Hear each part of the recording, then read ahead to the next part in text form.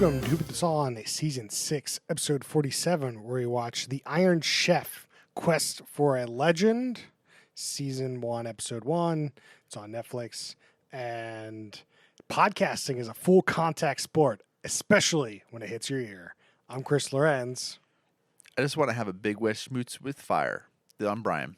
If this is your first time listening, we watch a different reality show each week, discussing it in minute detail, figuring if it's good or bad. Brian, what do we watch this week? This week we watched Iron Chef, Quest for an Iron Legend. The influential franchise that the New York Times describes as cooking as daring do. It's colorful. It's kinetic. Expands with new challenges. Like, it's Iron Chef. We got it. All right, well, before we get into Iron Chef, let's talk about the show we watched last week. We watched The Wizard of Paws on Disney Plus, and we had a poll on Twitter at Who Put This On, and you guys thought it was a top third show. We didn't quite agree, but it was a quite good show. Go watch it if you like it, whatever. Tell us what you think about this show on Twitter at Who Put This On. Now, let's get into Iron Chef. So, we all know what Iron Chef is, the classic cooking competition show where two people compete. Yeah. Of all the shows that we've seen that are cooking, like, this has definitely set a lot of the standards, but going back to this, I remembered why I kind of like those shows. Like, the other ones are garbage compared to this. Well, so this is every cooking show, if you've listened to our pods about any cooking show we've ever done, is that cooking shows have like this real big issue where you either pick top of the top people to compete cooking, and then there's just like a whole smattering of people to pick between top of the top and like a kindergartner, and you find a niche that's entertaining is like impossible. And I think the only real way to do it is if you pick top of the top. So this is the one show I think that can compete on like a level of like, this is entertaining because it is the best chef. Like, these are amazing chefs, right? So like, I think they did that's part of, I think, the Iron Chef lineage, Yeah, I fully agree. Watching them cook and do this stuff, I'm like, damn, you make it look so easy and so cool. And like, even like looking at some of this stuff, I was like, wow, okay, like I now realize why like you chose this, and it's a little fast, but they make it like immediately and it looks cool. All right, let's just go over the quick format so we can get a little deeper into the minutia. But essentially, they have 5 really good chefs. They're the Iron Chefs. And then you have a competitor comes and competes against an Iron Chef. I think the original show was like, if you beat an Iron Chef, do you become the Iron Chef or something? No, I don't know. The goal is to beat the Iron Chef. Like, so you're not considered like the best chef and the other guy is. So each episode, they are given a special ingredient and they have to make dishes with the special ingredient. And they're all great at the end, and somebody wins and somebody loses. And what you really want to do is have the contestant beat the Iron Chef, because the Iron Chef is like, he's the best chef. He's supposed to be the best chef. So like, you're already setting up like an underdog, which everyone loves an underdog. Let's be clear, especially if you're in America. Yeah, even though they've set up as an underdog thing, they didn't really set up like as a sob story either, which you would see like in a lot of reality shows. Talk of the Wizard of Paws. We're just getting off that. Yeah, there was no sob story in this one. So no, it was just some wild person who could actually cook phenomenally well. Yeah, so let's get into the show. So Alton Brown returns as the co-host of the show, and there's Kristen Quiche is the other co-host, or is she the judge? She's the other co-host because she's not. No, she's like walking around with them. They have another set of judges. No, so there's 2 co-hosts, and then there's 3 judges, and then there's a chairman. Yeah, and this is the iconic, like, the chairman chairman is Takeshi Kaga. is the original chairman, but the chairman in this show is Mark Dacascos. Dacascos. Yeah. I'm butchering that. I'm sorry. Well, they are Sorry, Mark. related. So it's the nephew of, or no, the original Iron Chef is the uncle of the current Iron Chef chairman. Okay, there you go. That's Yeah, they mentioned that in there. I was like, that's pretty cool, but it still feels like the energy just isn't there, and they brought him back for it, and it's not it's the same. very silly. The chairman piece does not work for me. I still find it funny. It just I it's mean, it not as does good. provide some humor to the show. It's like silly kid humor. You know, whatever, it's fine. But so it just doesn't work for me. I could see how it could work for you or people, you know. What are you it trying to seem- say, Chris? Yeah, I mean, it could work for you. It just doesn't work for me. I thought that Alton Brown did a pretty good job, and the hopefully her name is Kristen. I don't know. Kristen Yeah, it's Chris is like she starts out okay, and it warm up to her as the episode goes through. Like I think that she starts providing more insight and some more like levity to the situation, which is what what do you need as a co-host, right? Like that's what you're there for, you know. Yep.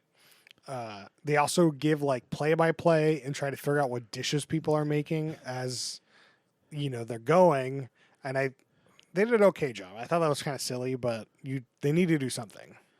Yeah, that's just it. Give him this little fun job, and sadly, even like during the episode, the resident Iron Chef gave away one of his dishes, what he's making. It's like, oh, well, now I don't even have to guess. All right, you ruined it.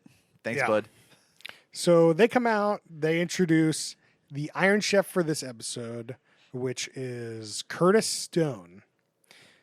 It looks like he's an Australian and has been a like celebrity like TV chef for a long time at this point. He has never won Iron Chef. He's never won a competition before. He kind of went from being in competitions to being judges of competitions without winning any. You know, it is what it is. I mean, you can't always get like the winner, so it's just like if you want to start something new. No, Brian, if you're an Iron Chef and you've been on Iron Chef before and you've lost, you can't be an Iron Chef. Yeah, you can. I mean, clearly you can, but in my mind, he shouldn't Like- be an Iron Chef.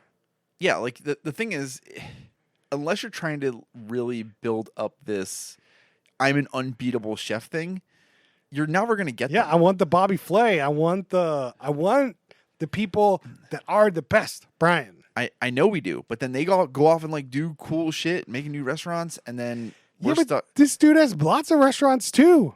Yeah, but he's not got as many an as the first place person probably. Like The am I wrong? reality is they're just not paying enough to get the top of the top. Yeah, but I also don't think it's necessary. Okay, well we can disagree. Yeah, fair. So anyway, yeah. So he is the Iron Chef, and our contestant, I guess, as we can call him, is Chef Mason Hereford.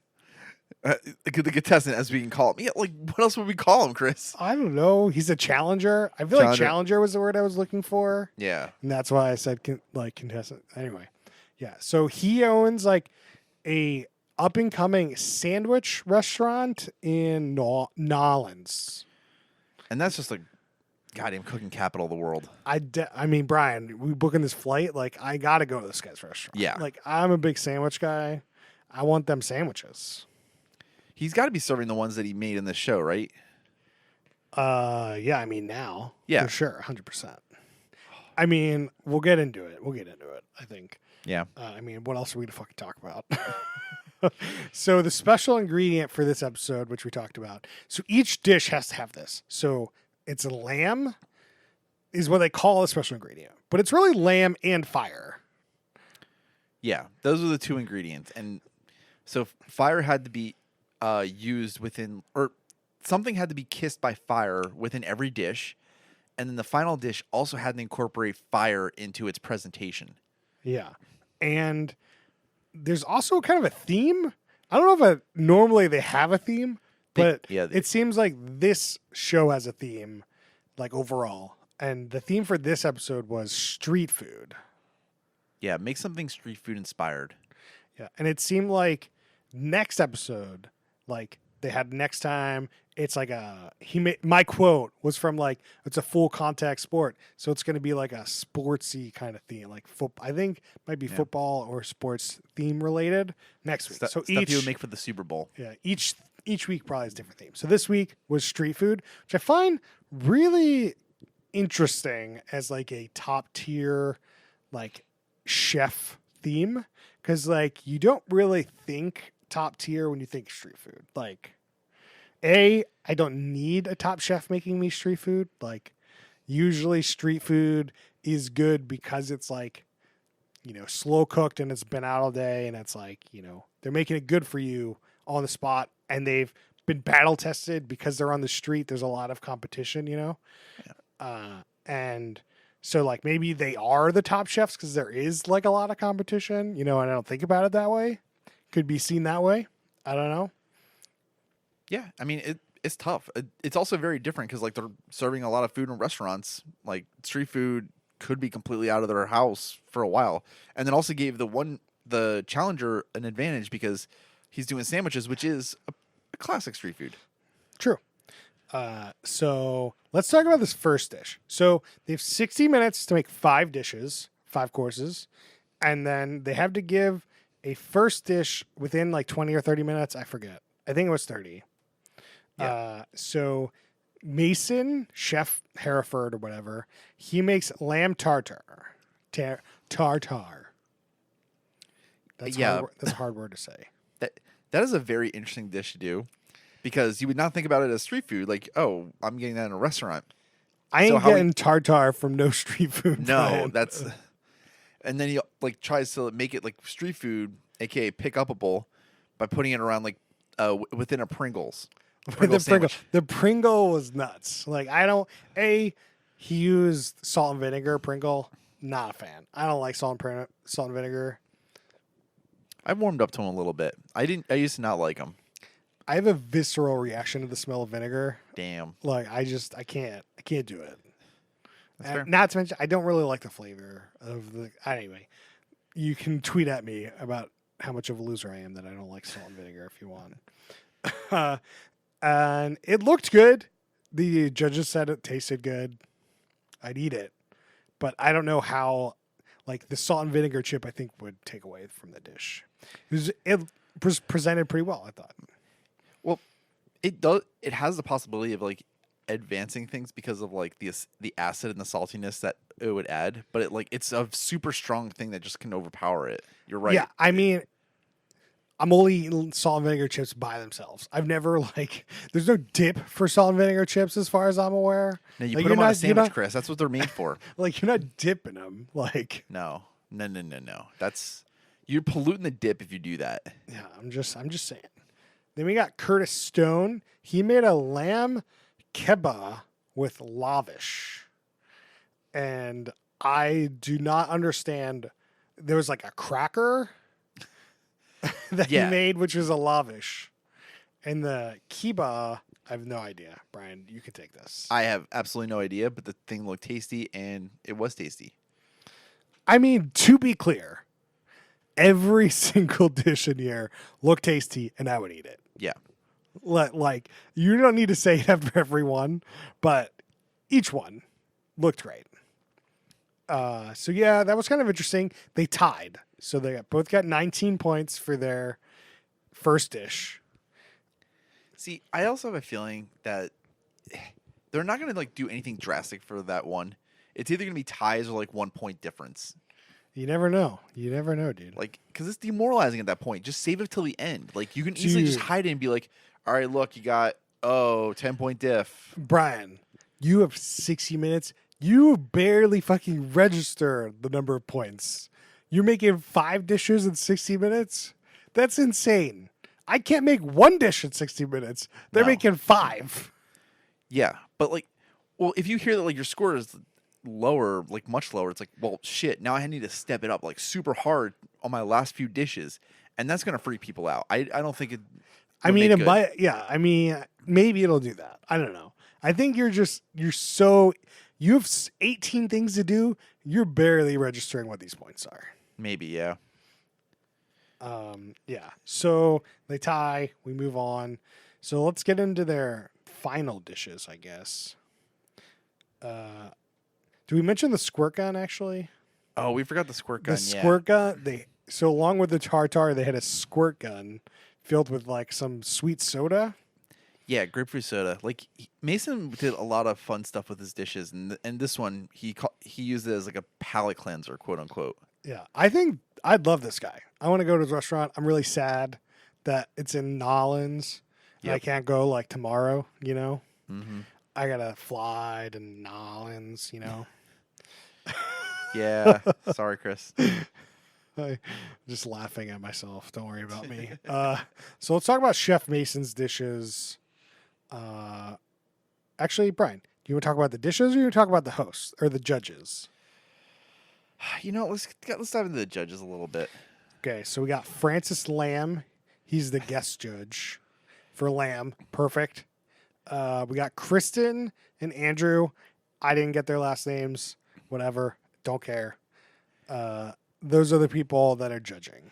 This is why I wanted to just get it out of the way. Like we're okay. Francis Lamb also mostly made my night because he blew a kiss during his introduction. I was like, okay, that's more interesting than anything else here. Good job. Kristen did not enjoy the funness of Chef Hereford.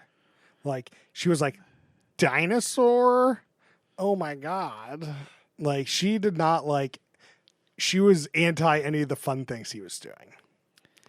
Yeah, that was a downer. Don't rag on it. Just enjoy the experience. Be happy. Yeah. I mean, as we have a podcast each week where we rag on reality shows. Shut up. Andrew was also pretty good because he was really positive about it and just loving it. Now she also did have some legitimate complaints. Laura, what was her name? Kristen. No, that was the co-host. No, that is also her name. Oh, really? Okay. They're both Kristen as far as I'm aware. I don't know. Notes are hard, guys. Yeah, they just kind of flash these names. That's across the screen. problem is they don't reintroduce them a lot. So it's and it's not on Wikipedia, so I can't tell you for sure. Wait, it's not? Dang it. That's a really... No, the judges aren't. Yeah. Everyone else is. Of course. That, but the judges are the big thing.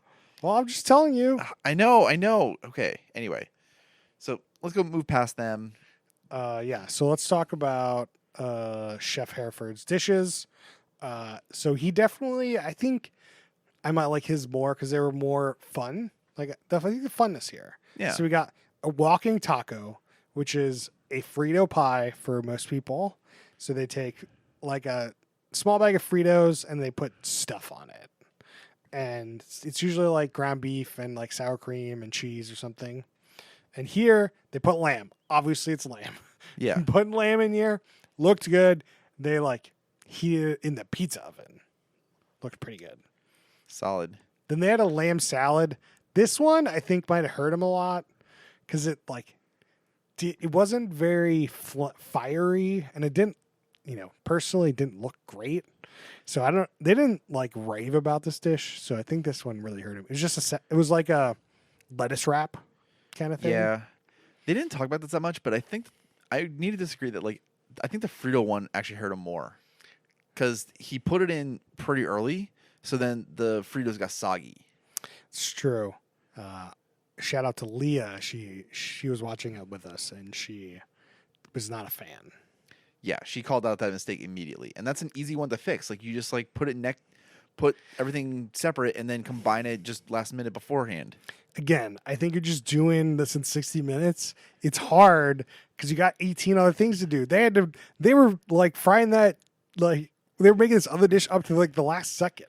Yeah, well, that was the last of his. Or the next dish was his fried chicken sandwich. Or well, we didn't talk lamb about the lunchbox that came in, which I thought was very fun. Each okay. one had a fun thing. So you got a taco in a bag. That's kind of fun on its own. The next one had lunchbox. No, the taco in the bag also had a hand with it. Oh yeah, the hand. Yeah. So each one had a fun thing. So get the hand. You got the lunchbox.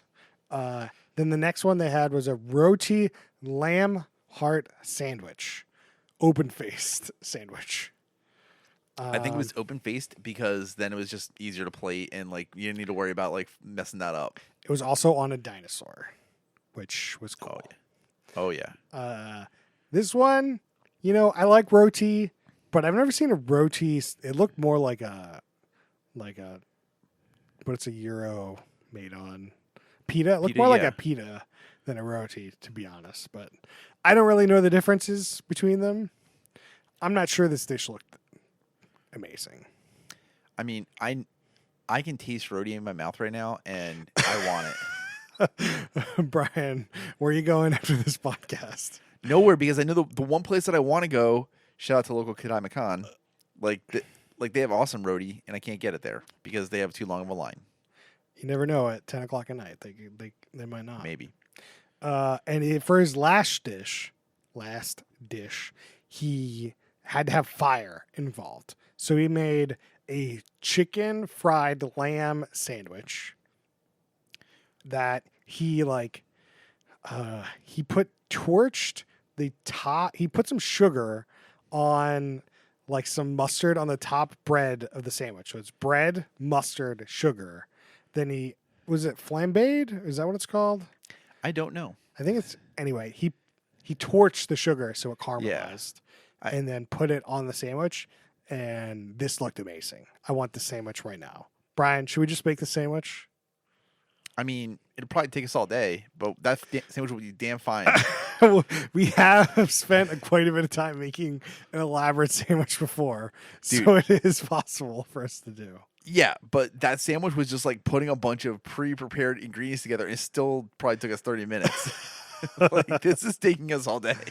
I mean, it's possible. I'm not sure we really need to do lamb for this one, but No, but lamb would be so good. Like, I got the deep fryer, bud. We're good. I mean, as we've showed, you just do it on the oven. No.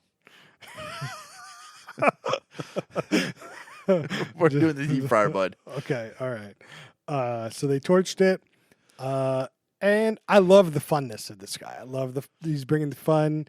As I said, Kristen didn't appreciate the fun, but overall, you could tell there's some dishes that didn't quite hit. And if you're gonna beat the Iron Chef, you gotta hit. Yeah. And the shock, the non-shock at the end was that he lost. He scored 78 points. Like, he didn't win. Yeah, he also lost points on the chicken sandwich or the lamb fried chicken. Chicken fried lamb. Okay, yes. Because it was too overcooked. So what happened was they tried to deep fry it, and unfortunately they never turned the deep fryer on. So then they had to like pan fry it like really quickly, and of course like they just superheated it and overcooked it. Yeah, I didn't know that. Yeah. Again, okay, we'll talk about it. Let's talk about Curtis Stone's dishes. So we already talked about the lamb kebab, which we can't tell you what that is. You'll have to watch it. He made a gyro. A gyro? I had a gyro too tonight. Yeah. Wasn't gonna be as good as that. I feel like it's hard to elevate a gyro, but it seemed like to the judges this thing was a great gyro. Well, you like made everything from scratch. Like the pita was from scratch. Like that's the insane part is to make pita and this other cracker thing from scratch in 60 minutes. Yeah. I'm always amazed when they make bread from scratch in 60 minutes. Or pasta, just stuff takes time to knead out dough and have it leavened and it's just insane thing to do. They got a good sense of timing. Like they're good about figuring out when to start dishes. So they'll start that dough and be like, okay, halfway through, let's go. Well, the other guy brought in Pringles, so it's not out of the world to bring in a pita, Pringles, yeah, you can't replicate Pringles or Fritos. Sure you can. Sure you can replicate a Pringle. This is going to take you more than 60 minutes. If Chef Curtis busted out a homemade Pringle, no. I also felt like I got a good sense of how Chef Hereford was going, how he's cooking everything. I didn't get a good sense of Stone. I got a good sense of how he made the meats. He cooked the meats.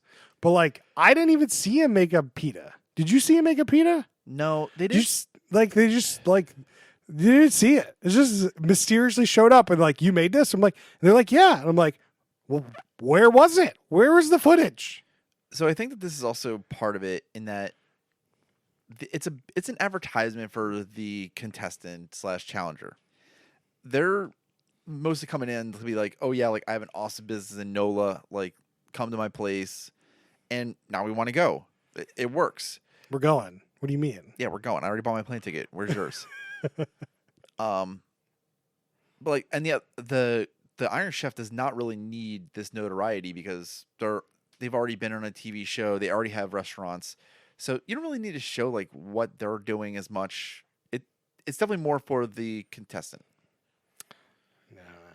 Then I have some gripes with this. We'll talk about it later. Okay. So then he also made curry, which some of the contestants, he made some Indian style curry, and the judges were like, they loved this curry. I mean, it looked really good, but this is one of the things I have with cooking shows. It's like I looked at that curry and I'm like, I have 0.2% knowledge of how that thing is going to taste. Like I have no idea. Like I don't know like how good that is. Like it could be amazing, and you could tell me it's amazing, but like at the end of the day, I didn't taste it. Right? Yeah. And for some things, it's affected more than others. And I feel like a soup kind of dish, it's not going to be conveyed. It's not. What for me, it made me reminisce about like sometimes where I've had like an amazing curry, and I do think about like, oh, I've had a really good lamb curry. I can taste it melting in my mouth. It does make me feel good, and like in that way, I don't know if for like for the other dishes I didn't care. Like it was just okay, that's a lamb salad or that's something new. Like I had nothing to place it, so I had just washed over me. Yeah. I think that's the biggest problem with these shows. Anyway, looked good. Some of the judges had some issue with it being quote unquote street food because it's like not really streetable. But I'm sure, if you go to India, you can get some curry on the street. Like that's like it's kind of like in its thing as you make it on the street. It's just like hard to eat it. Like you don't have to make it in a restaurant, eat it in a restaurant. It's just hard to eat. It is way harder to eat and like carry because it would be like a hot dish. You can't just have like a paper thing because like you and want like you want easily... some like naan to like eat with it. Like it's just a disaster. Yeah. But then we got Kristen really showing her colors here. He's like, no, it's a street food. I always eat curry on the street. Yeah, and she was clearly a little biased. Okay. Then we've got an arepa, which I still don't understand what an arepa is. Just another type of bread. It's like cornmeal bread. I looked this up because I really like the look of it, and it's only like 3 ingredients. So yeah, so this was kind of cool. They had a good presentation with this one where they had like a smoke-filled carafe over their arepa, and that was a really cool like theme with the fire, the smoke. I have this one I have 0.0 idea of how this thing tastes. I don't know. I imagine buttery bread. Cornbread? Yeah, actually. Then for their final dish, they did a satay, which is amazing to me that they did just like a normal like skewer of lamb as their final dish. And like it was touched by flames in their presentation because they grilled it a little bit. Yeah. In front of the judges, but it seemed like it was already cooked, so I was very confused. It was probably mostly done because like you can't just they were waiting there for a little bit and like talking. Maybe they did cook it fully there. Yeah, I don't know. It was unclear. But looked pretty good. I mean, a good satay is a good satay. You get a good sauce. Was there even a sauce? Yeah, they had a peanut sauce. Yeah, the sauce really makes the satay, I think, usually. But yep. I'm not eating top chef level satays, so like, what do I know? I mean, there's a lot of it out in the streets. Yeah, I mean, so both contestants just took like a whole lamb, and Chef Stone made the whole lamb. It's unclear, probably not, that the other chef did, because they didn't point it out, and no one cared.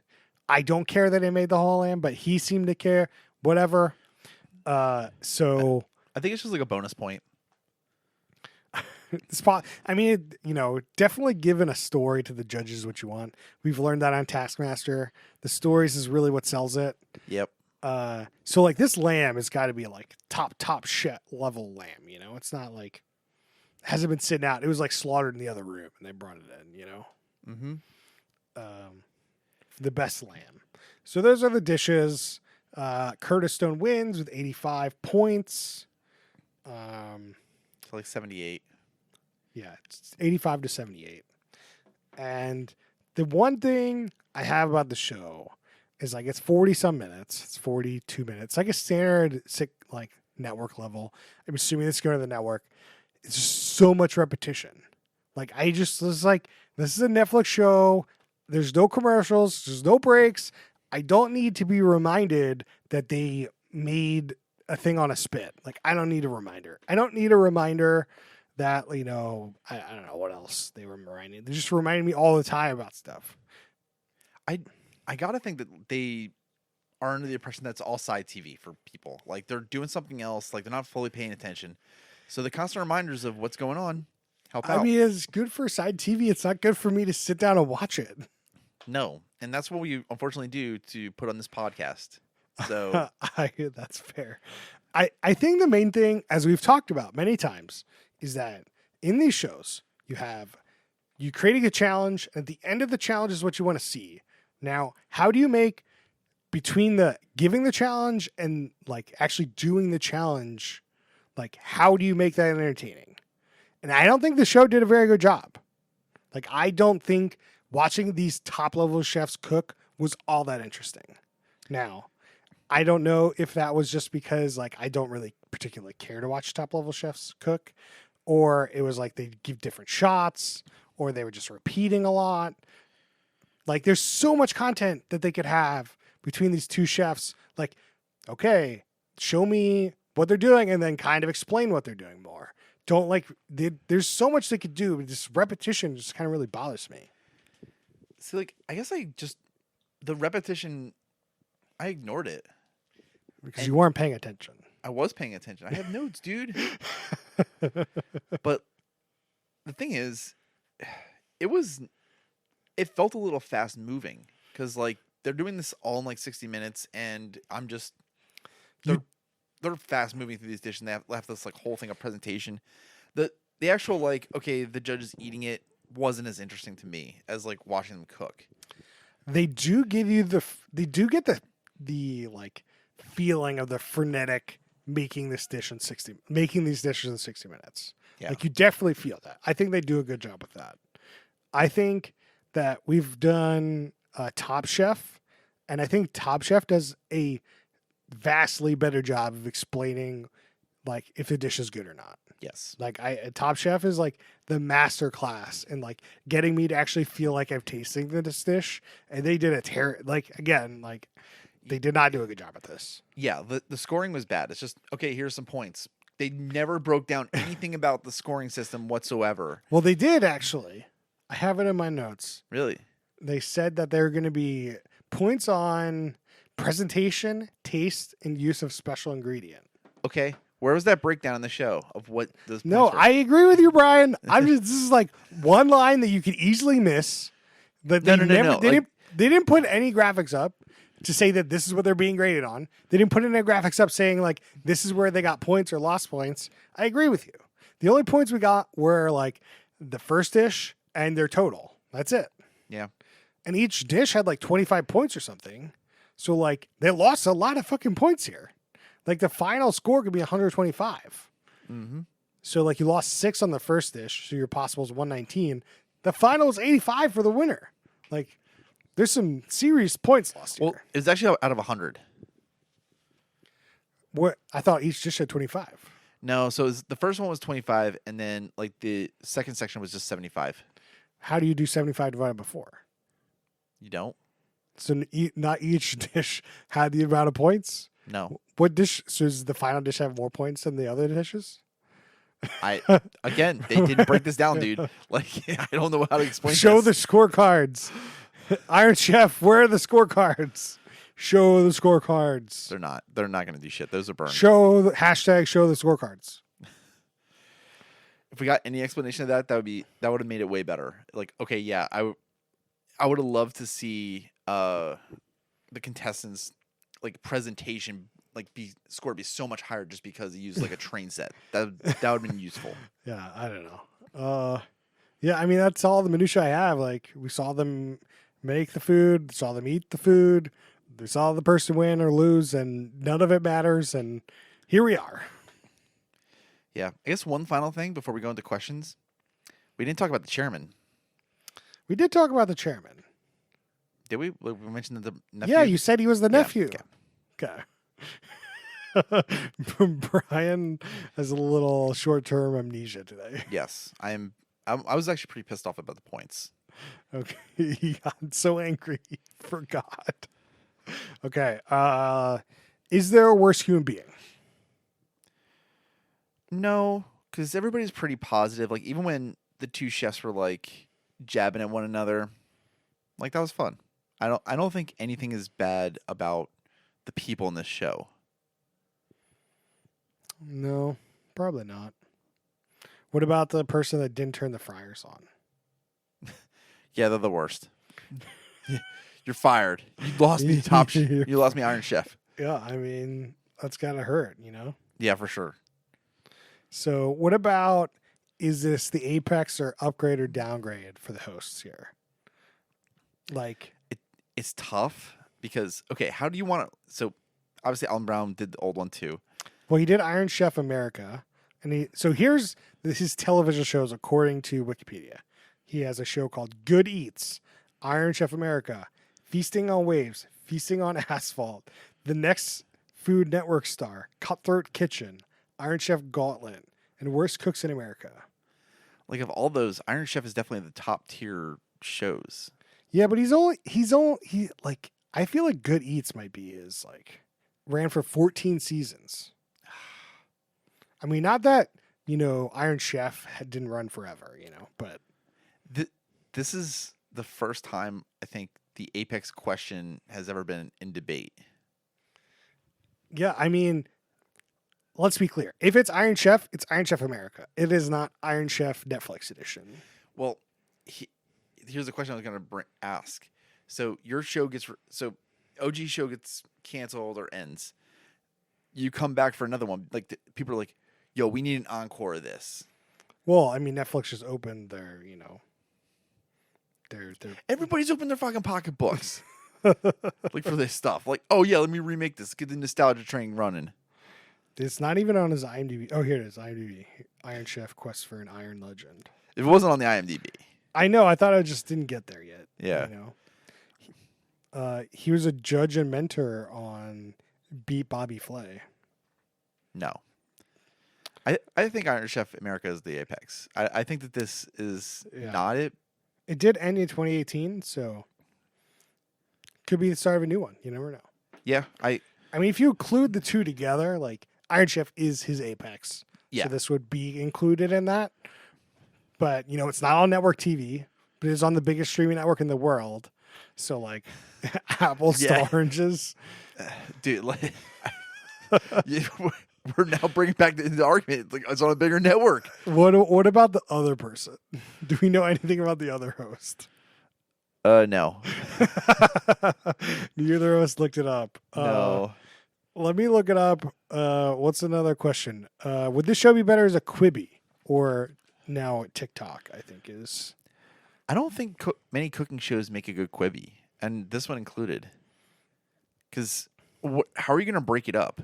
Like, I can break it up into like sections, but they're like mini episodes of something. They're not like they're 10, 12 minutes. They're not Quibis. Yeah, I don't think it'd be good as a Quibi. I mean, the thing with a Quibi that I think they didn't do, but what could be good is if they just showed here's the challenge, and then like did like a fast forward of them doing all the cooking and then showing the end, because that was probably about 8 minutes, like the showing at the end and the judging, and like I could see that being better than this, to be honest with you. But that's just me. So our other host is the winner of like Top Chef season 10. Yeah, I was just looking her up. This is definitely her apex. She's one of the biggest. She's on one of the biggest cooking shows of all time. I mean, she won the biggest cooking show of all time, so maybe that is her apex. And this could start her, start something, you know. Yeah, it's just so much success in this like cooking world. At least like when you're dealing with like the top chefs. The question is, do you get more visibility by winning Top Chef or being a co-host on Iron Chef? More visibility winning like a long running series, yeah. Because you're like rooting for them, like Yeah, you're but invested you're in their like- stuff. You're not I guess you're not really recognized here as like a really good chef, you know. They're not like saying like, "Hey, you're a great chef in the show," you know. The thing is, just like we can now recognize like reality show universe people. Oh, he was on Survivor. Oh, he was on Big Brother. There's the cooking show universe where we can recognize, or where people who are invested in it can recognize people from other shows. Yeah, but Top Chef has been going on for like a decade now, so there's lots of winners of Top Chef. Right, but it's still so if you've tuned into something, it's the same as Bachelor, Bachelorette. Like you'll recognize people and all that fun stuff if you're invested in these shows. I'm gonna call it Apex. I think Yeah. it's more interesting. It's better for you to be on the contestant on Iron Chef, like one of the best known cooking shows, versus being one of like 40 winners of Top Chef. Okay. You know, Top Chef winners can do a lot of stuff, but not all of them get to be the Iron Chef co-host. So that's what I'm calling it. Who's gonna hook up next, Brian? Ooh. Alton Brown and a lamb. Like he said in the middle of that he would snort that like powdered lamb fat. What if it's Alton Brown and that like lamb salad? Oh, you chose poorly, man. That chicken fried lamb sandwich. Okay, yeah, now we're talking. Yeah, I was just trying to think of something that would be more palatable to like, you know, like hook up with, but you know, not the best dish. No. All right, let's do some drinking rules. All right. Every time you open your mouth because you're drooling over a dish, you stick a beer in your mouth and drink. So you're just drinking the whole time? Maybe. I think anytime anyone screws up, take a couple drinks. Like, doesn't turn the fryer on. I think for this show, you should up those drink values because I don't think that there's as many mistakes on this show as there are for like Top Chef. I mean, take a couple drinks. Like, take as many Yeah, drinks okay. as you want. Like, Fair. don't finish your drink.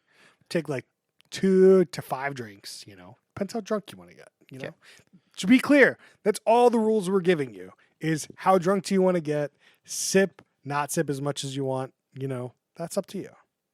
Mhm. Anytime they repeat something that you're like, you just told me that, take a drink. Every time every time the judges praise a dish, Yeah. because there's a lot of praise. There's not a lot of negativity, so I want to like Yeah, go I that think way. the praise is a good one. Yeah. I like that. Like, there's a lot of over praising, and I think that you're going to drink a lot. Is there like a good, you know, while they're cooking? No, because there's gonna be like different techniques and stuff. Like you could put if you learn something new. I think anytime you see that and you're like, oh, that's going to be good. Like, you've already said this one, but like, you're watching them cook and you're like, oh, that's going to be good. Yeah. You take a drink. All right. What do you think of the production schedule? This one's right, Brian. They're doing They're banging this all out in a weekend. like they're doing multiple episodes a day. Yeah. They're doing 4 or 5. There's only 8 episodes. Yeah. So like 7 of them is like a one-on-one with, you know, the, you know, Iron Chef. So you can bang that out in 2 days. And then you might want another day to do the Iron Chef Royale, but maybe not. Like it's hard to tell. 'Cause yeah. you only made 8 episodes. If you did, you know, 4 one day, 4 the next day, like you're done. That is another part that we didn't really like think about is so the whole point of this is that there's 5 Iron Chefs, and if you want to get the Iron Legend title, you have to beat all 5 of them. So is anybody going to be able to do that this season? 8 episodes doesn't really indicate it, but who knows how they run that competition? I mean, you got to beat each one. I can't Yeah. imagine. I mean, it's tough, but to be Iron Legend, Exactly. it's That's an what they want. amazing title. That's what they want. The Iron Legend's a good title.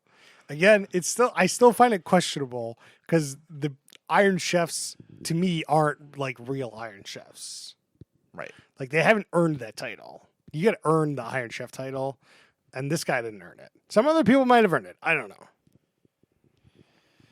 Yeah, but you know what? I want to see somebody win it. I don't want it to just be like Ninja Warrior where you barely see people survive the competition. I want to see winners. And You can't have an Iron Legend every season. no, In It's- order to make the Iron Legend like a thing, you can't have him win. Like, can't have an Iron Legend every season.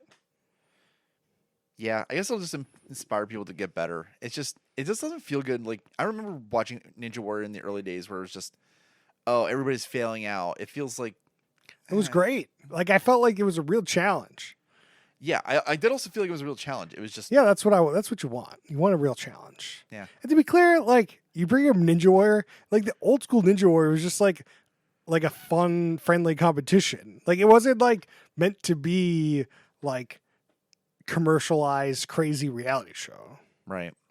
So it was just like they're running an event. Let's film it for TV. We'll show it on live on TV. It'll be great. Okay. We'll see if anyone can beat this like crazy course. Why not? And then everybody took the challenge. Like it's not America where like, 18,000 people are like, how could we squeeze this fucking rock dry? Like it's just like they're just having fun. Yeah. Not a lot of shows like that anymore. Anyway, Right. let's talk about what we love about this show. Brian, what do you love about this show? I really love the creativity that I see with the cooking in this show. Like with other cooking shows, it's all right, but I think that this just felt like a step above the rest where you see two really professional people just battling it out. It's not just, and I barely saw like any mistakes, and even like the one mistake, it was costly, but they still recovered very easily because they just knew how to deal with it. There was never a question of whether they would finish or not. Yeah. I think the show has like a good sense of pace and a good sense of like gives me a real good sense of the actual challenge that's going on here. Like to have 60 minutes, make 5 amazing dishes, and then complete that task seems insane to me. And I think that, these dishes being as good as they are, this show does a great job of showing, like giving that sense to me. So that's what I love about this show. All right, let's do a rating. So we do a stack ranking system between other reality shows. So we do a top, middle, bottom, third, compared to, different buckets. Brian, what do you got for me? Bottom of the top. I don't usually watch cooking shows, but I got a little excited by this. And I didn't really watch Iron Chef when it was on just because it wasn't accessible to me. Like, I don't know, there was other stuff going on, whatever. Now I feel like it's an easy background show that I can happily enjoy. Yeah. So we had 2 people watch with us. VJ gave this a bottom of the middle, and Leah gave it top of the middle. And I'm going to agree with them. I'm going to think it's a middle third show. I'm not, again, the repetition really bothered me. I'm not all that compelled by watching people cook. And I'm not all that compelled about watching people eat the food that people cooked because I'm not eating it. So, I think cooking shows in general have like, for me, standard would be like, if you're a great cookie show, you're in the middle. If you're like a standard cookie show, you're in the bottom. And if you're nailed it, you're in bottom of the bottom. So like, I would consider this definitely top third cooking show. It is. There's only so many cooking shows. This is top third. This is way better than that level chef level cooking thing we watched. Oh, last yeah. time. Next level chef. This is terrible. This show, it's decent. I want to try those dishes, I think that's, hallmark of what needs to happen in one of these shows. But anyway, that's where I'm going to put it. Wait, where are you going to put it in the middle, though? It's just the middle. Okay. Like, I don't need to put stack rank in my stack ranks. Okay. I tried. Like, if you want one, it's middle of the middle. Okay. You happy? I knew you'd go there. That's where it deserves to go. All right. So that's our discussion of Iron Chef. Iron Chef. My brain just like You're like, I need to get this information out of my head. it's gone. It's gone. You can tell us what you thought about the show on our poll on Twitter at Who Put This On. All right. Bri- I think it's shout out time. Yeah, Brian, you have a shout out? Yeah. I started watching Miss Marvel. I watched the first 2 episodes. I would say just hold off until you can actually binge this. And it's mostly that, like, if you think about the typical like new superhero stuff, like it's following some of those patterns, and it hasn't really like shown me the mystery, but I think it's there because there's like a lot of new stuff going on. Yeah, I'm out. I'm waiting until somebody at the end of the season when somebody says that's a good season to television, I'll watch it. I'm in peak TV and Marvel. Sorry, you don't make the cut anymore. You just don't. Yeah, that's fair. You burn me too much. Some shout outs. The Boys is back. Great show if you like that kind of like satire, over satire almost to a point. And that show's still good. Like that show, Taskmaster. If you're not watching Taskmaster, you gotta. It's amazing. This season of Taskmaster is top of the top, is so good. I laugh all the time.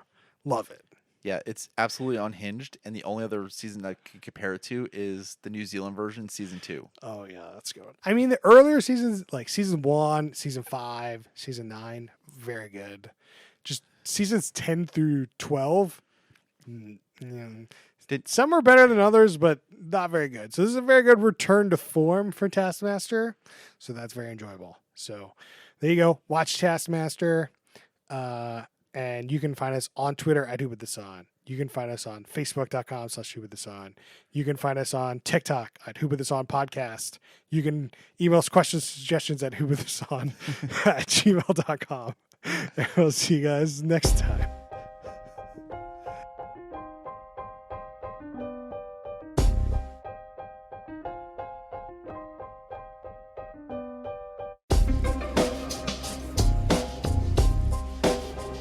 What? I'm definitely recording. Come on. You got to record it.